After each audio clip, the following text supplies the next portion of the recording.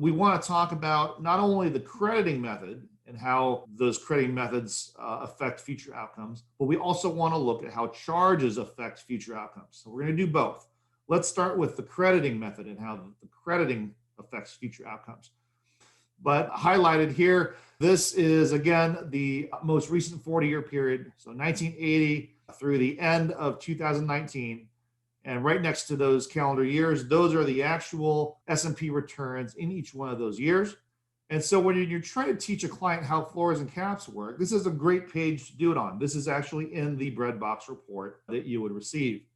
So let's start with a positive S&P year. The S&P 500 did just north of 19% in that year.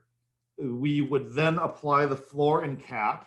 So we would hit the cap in this case at 10.5%. That amount, that 10.5%, would then be multiplied by the multiplier factor, which in this particular year, in this model, is 2.14. So 10.5% multiplied by 2.14 equals 22.47%. So that would be the actual index credit that this asset would receive in this given year. If this was an actual IUL based on the cap and the performance and the multiplier, that policy would also receive a 22.47% return in that given year after the charges are pulled out of the account value. So over there on the right-hand side, in that particular year, the index would credit 22.47% on the account value. And this year it is $2.6 million. So the asset would receive a $603,000 index credit in that given year. Okay, but let's look at a year where we did not have a positive return. Let's look at this year here. That's all our favorite year, right? 2008. Index credited negative 38%. We would apply the floor and the cap. So obviously it would hit the floor there at 0%. We would then take that 0% multiplied by the multiplier factor, which is 1.46.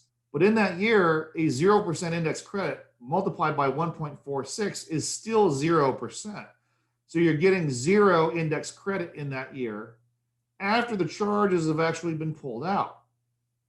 Well, you're getting hit in a real world IUL situation. You're getting hit with standard policy charges, things like admin fees, cost of insurance, et cetera, but you would also be hit with, in a real world IUL, you would be hit with the asset-based charges associated with multipliers, if there were any, as well as high cap charges, if there were any.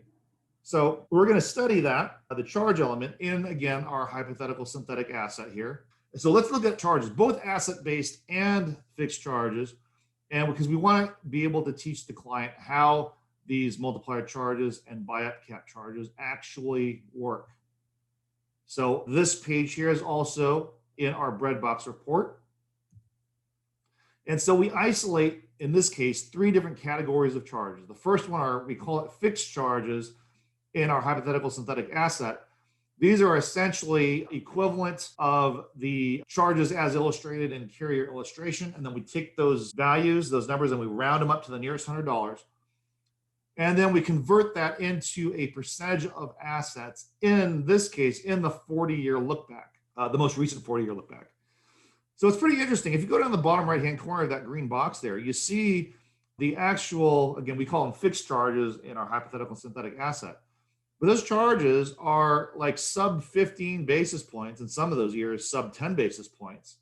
What we're looking at here in the breadbox report, we're taking a charge, rounding it up to the nearest $100, and taking that as a percentage of the asset value based on that 40-year look back, again, with the floors and the caps and the volatility and all that. Okay, next green column here to the right, those are the buy-up cap charges. As we said earlier in the webinar, in this model, we are assuming an 80 basis point asset-based charge to move the cap up to 10.5%. And then the far right-hand green columns there, those are the multiplier charges in this particular model. The multiplier charges are being charged based on the account value, and then we're seeing the actual dollar amounts. So here's what makes, I think, a really compelling argument between parties, is we see these charges, and these charges can get pretty substantial. So we're talking about just in variable buy-up cap charges plus the multiplier charges, just those two charge categories alone. That's $4.1 million in additional charges on top of the standard charges. The question is it worth it? Right? Are the additional $4.1 million in charges actually worth it? Well, that's what the breadbox report discovers. Forget about opinions, right? No one cares about your opinion when it comes to multipliers. No one cares about my opinion. No one cares about the carrier's opinion. In general, opinions don't matter, right? Math matters. And so the breadbox report cuts to the chase and says, mathematically speaking, does the multiplier proposition, does it mathematically pencil out to the client's advantage? And when does it? And when does it not, if it does not in certain circumstances? That's what we're going to look at right now. So the multiplier charges and the performance of those multiplier charges, we're going to look at the worst 40-year period out of 121 different 40-year periods. Why the worst? Well, that's really where the rubber meets the road, right? We want to look at poor index returns during a period of time where you're getting hit with those same high multiplier charges. So let's look at the worst 40-year period out of the 121 different 40-year periods we model. So we're going to look at a couple different 3-year periods here. The first one's going to be in the early years. This is in years 3, 4, and 5. So in these years, we have 0 credits because we're getting negative index returns during that period of time. You would have a 0% floor, but you're getting hit with charges. In this case, $129,000 of charges in that 3-year period. If we look at the next year, and we look at those 4 years combined, we are showing a total index credit of $85,000, but we're showing a total charges of $174,000. And you say, wow, you're going negative. Well, in any non-finance policy and in most finance policies, you're going to see some greater charges than credits in the early stages of a real world product like an IUL policy. In this hypothetical synthetic asset we're looking at here, the model shows something very similar. If we go down towards the later years, however, here's another sequence of returns of getting 0 index credits. So here in a 3-year period, we have 0 index credits in that 3-year period and $377,000 worth of charges in that 3-year period. But if we go 1 year further, now in that next year, we've got $634,000 of credits. And if we add up all the charges in that 4-year period, we have $497,000 worth of charges. So in that 4-year period, wherein 3 of the 4 years showed 0 index credits, the credits still outweigh the charges. And that's with the multiplier and all that. And to give you some frame of reference here, in this 40-year period, the first 10 years, 5 of those 10 years showed 0 index credits. And of the 40 years, 12 of the 40 years showed 0 index credits. So this is very adverse 40-year period of time. But then the question is, okay, Darren, what does this look like over time, right? Let's add them all up and see how this thing pencils out. What was the net result over the worst 40-year period of the 121 different 40-year periods we analyzed? Let's take a look.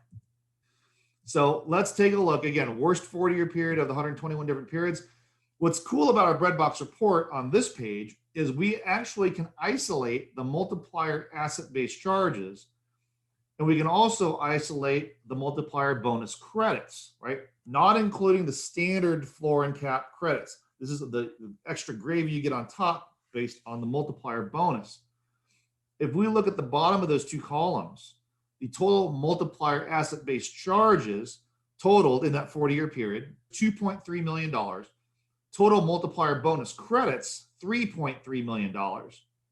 So you're talking about $1 million positive margin between the multiplier charges and the multiplier credits during the worst 40-year period of the 121 different periods we analyzed.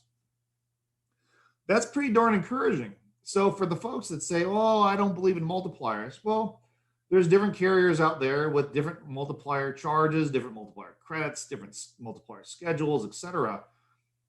The value of the breadbox report is we can model, again, in a proxy, in a hypothetical synthetic asset, using the same multiplier charges and credits to see during the worst period, and all of those 121 different periods, quite frankly, we can see whether or not that multiplier charge and multiplier credit proposition mathematically makes sense or not in all of those different scenarios. So really powerful.